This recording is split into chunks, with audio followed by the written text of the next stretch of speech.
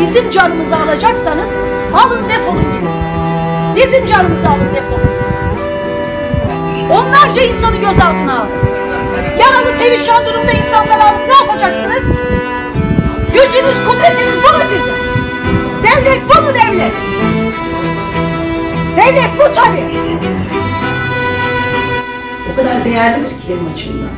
O kadar harika duygular hissederim ki o marşı her duyduğumda ve her hissettiğimde, söylediğimde çok harika duygular hissederim. Bana mesela 1 Mayıs'ta gördüğüm o işkenceyi iyi hatırlatmaz. Gözüm mor bir şekilde geçirdiğim 15 günü hatırlatmaz o marş.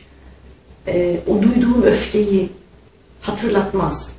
Bana o sevinci hatırlatır. Yani o havalandırmada o marşı söylerken ki hissettiğimiz sevinci, coşkuyu, o heyecanı, yani özel bir şey yapıyor olma duygusunu hatırlatır o marş bana. Ve dünyadaki benim gibi düşünen bütün insanları hissederim o marşı her duyduğumda ve her söylediğimde. Günlerin bugün getirdiği baskı, zulüm ve kandır. Ancak bu böyle gitmez.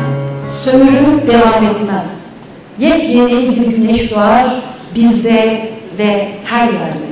Yurdumun mutlu günleri mutlaka gelen gündedir. Gelen günlere inanacağız, gelen günlere güveneceğiz.